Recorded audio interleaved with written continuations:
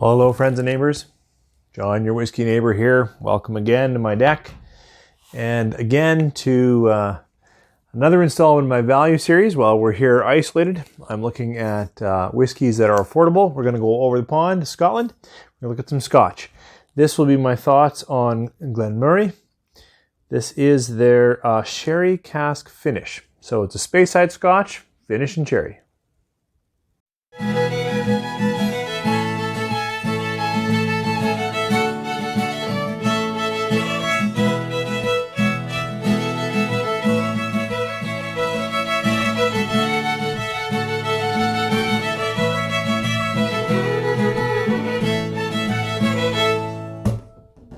All right, thanks for staying with me through the break. As I said, this is kind of my extended value series. I thought it was very appropriate, as many of us may be isolated, or a few of us might even be really looking on how to make ends meet. And there are whiskey bottles out there. I have them in my collection that are very affordable. I have shared my thoughts on the classic, Elgin Classic, just the regular ex-bourbon finish. And this is their ex-sherry finish. This is non-age stamp Scotch. In my neck of the woods, it's around that $40 to $45 range, so very affordable. But with that no age stamp, I imagine we're going to see, Scotch as young as probably that 6-year kind of thing. They really rarely put anything younger than that. Probably the body of this is going to be around 8. There might be a little bit older in there, probably up to 12-year-old. Just to get the flavor profile they want. But of course, it's single malt, which means it's 100% barley. Single, it's from the Glen Moray distillery, and it is from the Speyside region of Scotland. This is bottled at 40%, and even though the color is different than the other bottle, I am quite confident, since they don't say, that this one's likely colored. Certainly, they're both chill filtered, released at 40%. So let's see what this Scotch tells us today.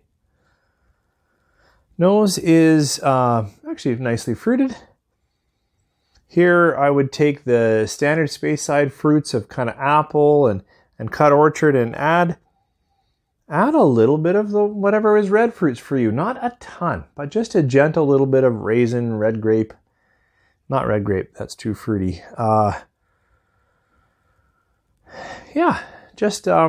Just a little bit more fruit than the standard Speyside.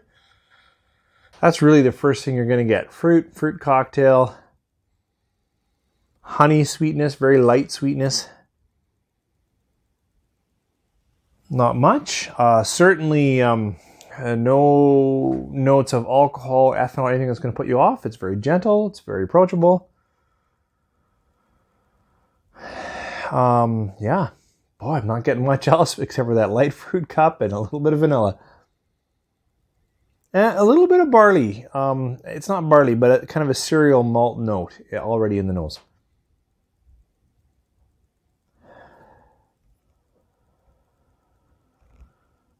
Yeah, not strong fruits. Not sharp, not crisp. Not a lot of citrus. Yeah, light maraschino cherry, fruit cup. I thought I had more off it coming into the review. See what it tastes like. Sláinte.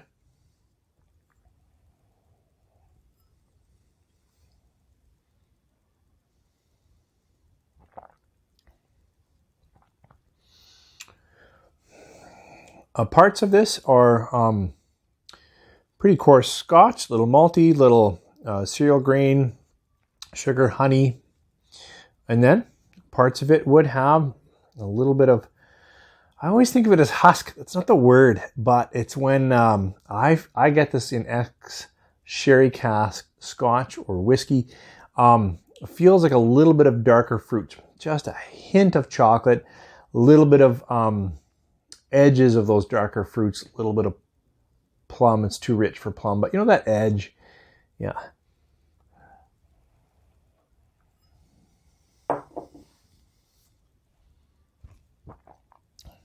It's fairly gentle, easy, approachable. There it was a little bit young. Took a bigger sip that time. But edge of what you think of if you've ever had an ex-sherried Scotch. A little bit of spicing, just a hint of baking spices or wood tannins on the edges. Finish is a bit unremarkable. It's kind of there and then gone right away. You're left with, a little bit of spice, a little bit of graham cracker. Not much. This is a simple dram. And if you are new to ex-sherry, you've never had any ex-sherry, I can recommend it. It's extremely affordable. It's pleasant. It doesn't put you off. But the sherry notes are muted. To me, they come up kind of as a gentle, extra fruity layer. Not even very specific red or plum or prune or leathery fruits that you can really get with ex-sherry. So it's either well used ex-sherry, or there's only a portion that's ex-sherry. I'm not sure what to say. It's here. It's definitely here, but it shows up as a little more fruiting, maybe a little bit of cinnamon, kind of barky spices, kind of on that edge of the palate or at the first part of the finish. So, really, it's 3.5 stars. It's just not that remarkable, but affordable and good to have in a lineup if you have the other. I do want to just taste it right now against just the regular Speyside Elgin Classic, which would be just ex-bourbon. Certainly a color difference, but like I said, I'm sure that could be marketing. Now this, bring back the rounder, sweeter, take the cherry out, and you've pretty much left with maybe a bit more citrus and vanilla in the nose. Yeah, definitely. Citrus vanilla. Compared to this, yeah, here now I'm getting a little bit more wood. Definitely like a little cherry or deeper, sweeter fruits. This is crisp, lots of lemon now, vanilla. Clear difference. See how it tastes.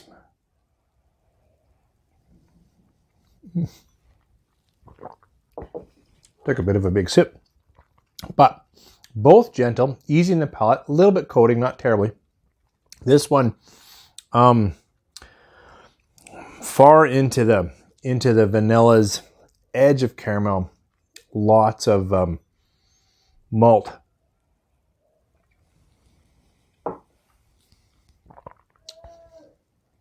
Yeah. I'm liking that right now. And this just rounds out now in comparison, this comes alive. It wasn't exciting me, but now I've definitely got a bouquet of fruits instead of just that kind of lemon.